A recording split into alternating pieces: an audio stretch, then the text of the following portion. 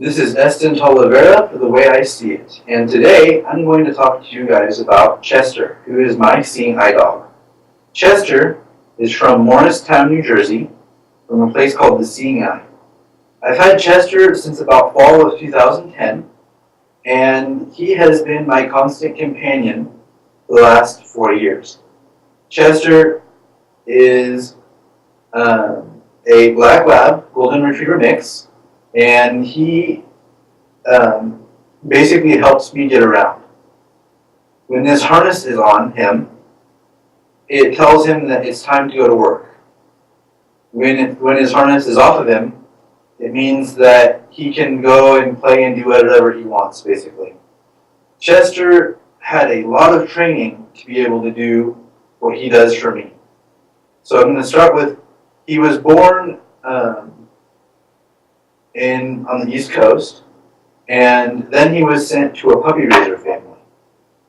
The puppy raiser family decided to, the puppy raiser families basically take these seeing eye dogs in training to various places around the country and around wherever they live. And when they do that, they get them used to being in the car, they get them used to being in public places, they get them used to doing certain things. When they're about 6 months old, they are taken from that puppy raising family, and they start the year-long process of the training that they receive to become full seeing eye dogs. Now, you see right there what he did was he laid down.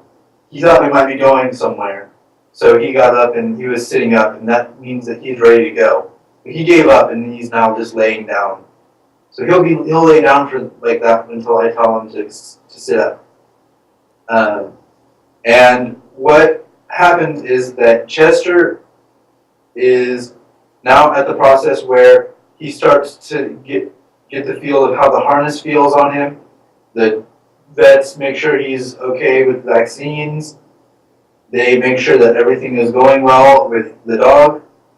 And then after the year of training is when I came in, which was, I went in August of 2010, and I didn't know how this was all going to work.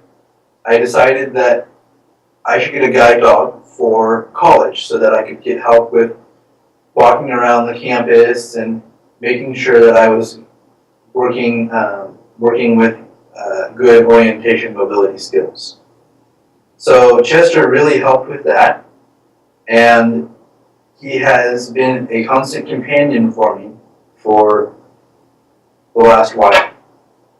Now, when I put this harness on him, he becomes a completely different dog.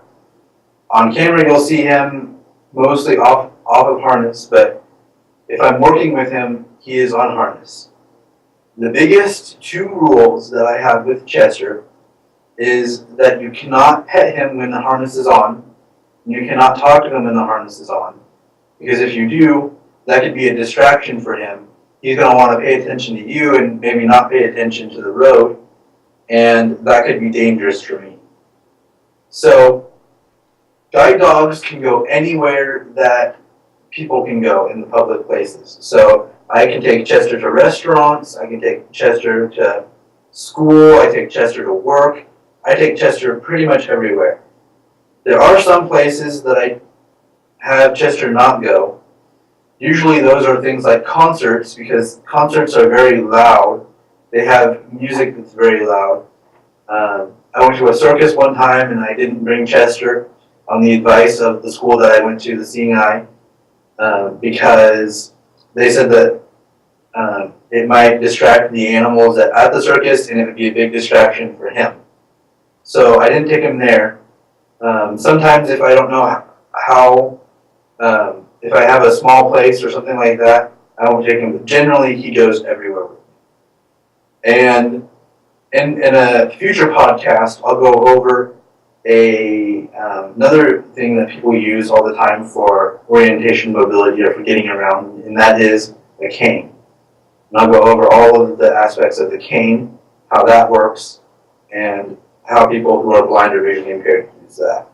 But today I wanted to concentrate on Chester and how he does what he does, the training that he gets. He gets a lot of training. He gets a lot of training, and once they are done with the training, it's a month-long process, but it is very much worth it. These dogs are not aggressive at all. They have to be non-aggressive because they're in public places all the time. And so if there is any aggression, or if, for example, they cannot be in cars because they get car sick, then they're used as breeding dogs for the seeing eye, and that is what happens then. So that's a little bit about Chester. I'm sure that more will come up as I continue doing these podcasts. And for more information about Chester or about the seeing eye or guide dogs, feel free to go to their website, seeingeye.org, and all of this will be in those show notes. If you have comments or questions about Chester that you'd like me to cover in the podcast, please feel free to email me or follow me on Twitter and send me a note on Twitter. And all of that information, again, will be in the show notes. So, for the way I see it, I'm Estin Talavera.